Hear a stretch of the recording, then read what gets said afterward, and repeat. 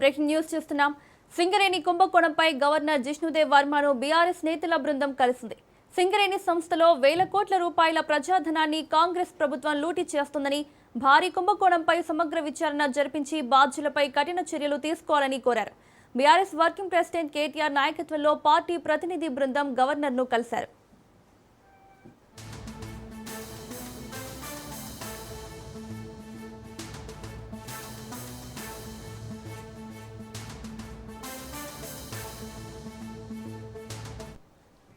సింగరేణిలో జరిగిన అవినీతికి సంబంధించిన పూర్తి ఆధారాలు, లోతైన వివరాలతో కూడిన సమగ్ర నివేదికను బీఆర్ఎస్ నేతలు గవర్నర్కు సమర్పించారు. సింగరేణి వంటి ప్రతిష్టాత్మక సంస్థలో జరిగిన భారీ కుంభకోణంలో సీఎం, డిప్యూటీ సీఎం, మంత్రులు నేరుగా భాగస్వాములయ్యారని పార్టీ ఆరోపిస్తోంది. ఈ వ్యవహారంపై రాజ్యాంగబద్ధమైన పదవిలో ఉన్న గవర్నర్ వెంటనే స్పందించి తగిన చర్యలు తీసుకోవాలని విజ్ఞప్తి చేశారు.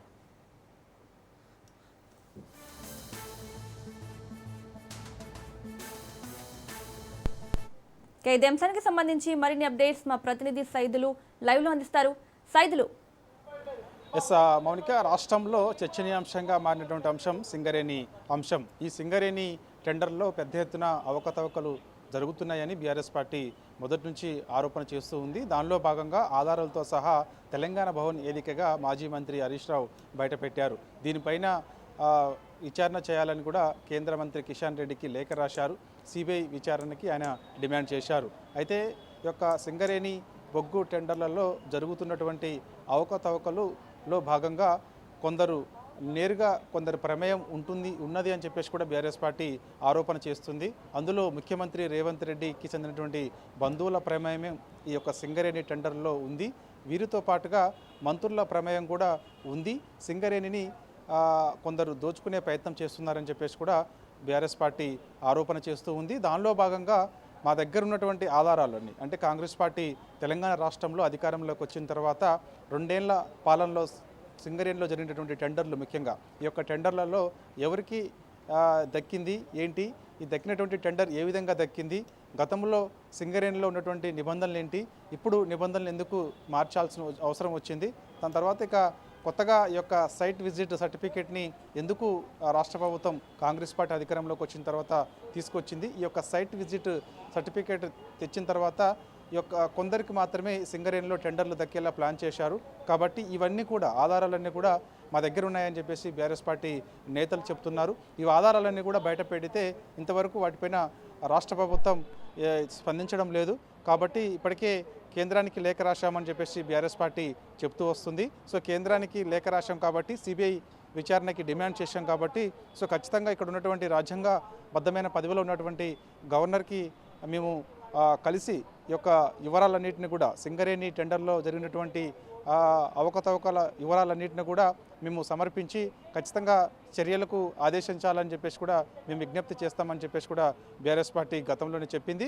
దానిలో భాగంగా ఈరోజు, అంటే కొద్దిసేపటి క్రితమే తెలంగాణ భవన్ నుంచి బీఆర్ఎస్ వర్కింగ్ ప్రెసిడెంట్ కేటీఆర్ నేతృత్వంలోని బృందం, మాజీ మంత్రి హరీష్ రావు డిప్యూటీ ఫ్లోర్ లీడర్గా ఉన్నారు, ఆయనతో పాటుగా బీఆర్ఎస్ పార్టీ చెందినటువంటి ప్రజాప్రతినిధులు, అంటే ప్రస్తుతం ఉన్నటువంటి ఎమ్మెల్యేలు, ఎమ్మెల్సీలు, రాజ్యసభ సభ్యులు, బీఆర్ఎస్ పార్టీకి 4 రాజ్యసభ సభ్యులు ఉన్నారు. సో వారు కూడా ఈ యొక్క బీఆర్ఎస్ వర్కింగ్ ప్రెసిడెంట్ కేటీఆర్ నేతృత్వంలోని బృందంలో పాల్గొని వీళ్ళందరూ కూడా నేరుగా కొద్దిసేపటి క్రితమే తెలంగాణ భవన్ నుంచి నేరుగా లోక్ భవన్, గతంలో రాజ్ భవన్గా ఉండేది, ఇప్పుడు లోక్ భవన్గా పేరు మార్చారు కాబట్టి లోక్ భవన్కి వెళ్ళారు. ఆల్రెడీ గవర్నర్తో భేటీ అయినట్టుగా కూడా మనకైతే సమాచారం అందుతుంది. గవర్నర్తో భేటీ అయ్యారు కేటీఆర్ నేతృత్వంలోని బీఆర్ఎస్ పార్టీ బృందం. భేటీ అయిన తర్వాత ఈ యొక్క సింగరేణి టెండర్లో జరిగినటువంటి అవకతవకల నివేదికను, అంటే ఆ యొక్క నివేదికను బీఆర్ఎస్ పార్టీ ముందే సిద్ధం చేసుకొని పెట్టుకుంది.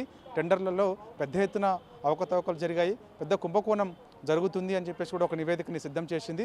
ఆ నివేదికను గవర్నర్ జిష్ణుదేవ్ వర్మకి ఇచ్చి వెంటనే దీనిపైన చర్యలకు ఆదేశించండి అని చెప్పేసి కూడా విజ్ఞప్తి చేసినట్టు కూడా మనకి తెలుస్తుంది. కాబట్టి ఇంతటితో ఈ యొక్క డిమాండ్ వదిలిపెట్టకుండా ఖచ్చితంగా ప్రత్యేక కార్యాచరణకు కూడా బీఆర్ఎస్ పార్టీ సిద్ధమవుతుందని చెప్పేసి కూడా బీఆర్ఎస్ పార్టీ నాయకులు చెప్తున్నారు. రానున్న రోజులలో ఇదే విషయాన్ని పెద్ద ఎత్తున ప్రజల్లోకి తీసుకెళ్లాలని చెప్పేసి కూడా బీఆర్ఎస్ పార్టీ భావిస్తుంది. ఒక సింగరేణి టెండర్లో జరిగినటువంటి అవకతవకలే కాదు, చాలా వరకు అవకతవకలు జరుగుతూ ఉన్నాయి. ముఖ్యంగా రాష్ట్రంలో మంత్రుల మధ్య వాటాల పంచాయతీ నడుస్తుందని బీఆర్ఎస్ పార్టీ చెప్తూ వస్తుంది. మంత్రుల మధ్య ఈ మధ్యకాలంలో చూసాం మనము అతిపెద్ద జాతర తెలంగాణలో జరుగుతున్నటువంటి మేడారం సమ్మక్క సారమ్మ జాతర ఏదైతే ఉందో ఆ యొక్క సమ్మక్క సారక్క జాతరకు సంబంధించి టెండర్ల విషయంలో కూడా ఇద్దరి మధ్యలో మంత్రుల మధ్యలో వాటాల పంచాయతీ జరిగిందని చెప్పేసి కూడా బీఆర్ఎస్ పార్టీ చెప్తూ వస్తుంది. ఈ విషయాన్ని కూడా ఖచ్చితంగా రానున్న రోజులలో ప్రజల్లోకి తీసుకెళ్తామని బీఆర్ఎస్ పార్టీ భావిస్తుంది. మున్సిపల్ ఎన్నికల నోటిఫికేషన్ కూడా ఆల్రెడీ ఈరోజు విడుదలైంది కాబట్టి ఎన్నికల కోడ్ అమల్లో ఉంది కాబట్టి రేపటి నుంచి నామినేషన్ల ప్రక్రియ ప్రారంభమవుతుంది కాబట్టి సో మనకి ఈ యొక్క మున్సిపల్ ఎన్నికల ప్రచారంలో కూడా పెద్ద ఎత్తున ఈ విషయాన్ని ప్రజల్లోకి తీసుకెళ్లాలని బీఆర్ఎస్ పార్టీ భావిస్తుంది. కాంగ్రెస్ పార్టీ ఇచ్చినటువంటి హామీలపైన ప్రత్యేక ఫోకస్ పెడుతూ ఇచ్చినటువంటి హామీలు అమలు చేయాలని చెప్పేసి రాష్ట్ర ప్రభుత్వం పైన ఒత్తిడి తీసుకోవచ్చు. దాని తర్వాత జరుగుతున్నటువంటి ముఖ్యంగా పరిణామాలకు సంబంధించి కూడా మేము ప్రజలకి వివరిస్తామని చెప్పేసి కూడా బీఆర్ఎస్ పార్టీ భావిస్తుంది. కాబట్టి దానిలోనే ఈ యొక్క సింగరేణిలో పెద్ద ఎత్తున కుంభకోణం జరుగుతుంది. ఈ యొక్క కుంభకోణం ఇంత పెద్ద కుంభకోణం జరుగుతుంటే ముఖ్యమంత్రి, మంత్రులు, డిప్యూటీ ముఖ్యమంత్రి అందరూ కూడా మౌనంగా ఉన్నారని చెప్పేసి కూడా బీఆర్ఎస్ పార్టీ చెప్తూ వస్తుంది. అందుకు ఖచ్చితంగా ఎవరి ప్రమేయం అయితే ఇందులో ఉందో వారి ప్రమేయం ఉన్నటువంటి ఆధారాలన్నీ కూడా మేము సేకరించాము. సో ఇక ఆధారాలన్నీ కూడా సేకరించి విచారణ చేసి వారిపైన చర్యలు తీసుకోండి అంటే ఇంతవరకు ఇటు కేంద్ర ప్రభుత్వం ముందుకి రాలేదు. అంటే విచారణ చేపిస్తామని ముందుకొచ్చి విచారణ చేయిస్తున్నారు. సో అది తూతు మంత్రంగా విచారణ చేసి వదిలేయడం కాదు, ఖచ్చితంగా అందులో ఉన్నటువంటి లోపాలు గుర్తించిన తర్వాత చర్యలు కూడా ఖచ్చితంగా తీసుకోవాలని చెప్పేసి కూడా బీఆర్ఎస్ పార్టీ భావిస్తుంది.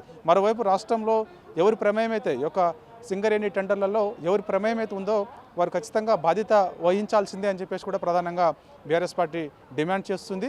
ఈ యొక్క డిమాండ్ని ఇంతటితో వదిలేయకుండా ఒకవైపు గవర్నర్ని ఆల్రెడీ ఇప్పుడు కలిశారు కాబట్టి ఈ యొక్క సింగరేణి టెండర్లో జరిగినటువంటి అవకతవకలు జరిగాయని బీఆర్ఎస్ పార్టీ ఆరోపణ చేస్తుంది కాబట్టి ఒక నివేదికను సిద్ధం చేసి గవర్నర్కి విచారణ చేయాలని విజ్ఞప్తి చేసింది కాబట్టి సో అంతటితో కాకుండా ఖచ్చితంగా బయట కూడా ప్రత్యక్ష పోరాటాలకు సిద్ధం అయ్యేందుకు కూడా బీఆర్ఎస్ పార్టీ సన్నద్ధమవుతుంది. సో అది రానున్న రోజులలో మరింత ముందుకు తీసుకెళ్లాలని చెప్పేసి కూడా బీఆర్ఎస్ పార్టీ అయితే భావిస్తుంది. కాబట్టి సో ఈ యొక్క సింగరేణి టెండరే కాదు అనేక అంశాలపైన ముఖ్యంగా కాంగ్రెస్ పార్టీ అధికారంలోకి వచ్చిన తర్వాత పారిశ్రామికవేత్తలని గన్పెట్టి బెదిరిస్తూ డబ్బులు వసూలు చేస్తున్నారు. సో ఈ విషయాన్ని కూడా మేము ప్రజల్లోకి తీసుకెళ్తామని చెప్పేసి కూడా భావిస్తుంది. ఏదేమైనా సరే కొద్దిసేపటి క్రితం అయితే మాత్రం బీఆర్ఎస్ వర్కింగ్ ప్రెసిడెంట్ కేటీఆర్ నేతృత్వంలోని బీఆర్ఎస్ పార్టీ బృందం లోక్ భవన్కి వెళ్ళి అక్కడ గవర్నర్ జిష్ణుదేవ్ వర్మని కలిసి ఈ యొక్క సింగరేణి టెండర్లో జరిగినటువంటి పరిణామాలన్నీ కూడా వివరించి దీనిపైన విచారణ చేసి తగు చర్యలు తీసుకోవాలని చెప్పేసి కూడా విజ్ఞప్తి చేయడం జరిగింది. Thank you.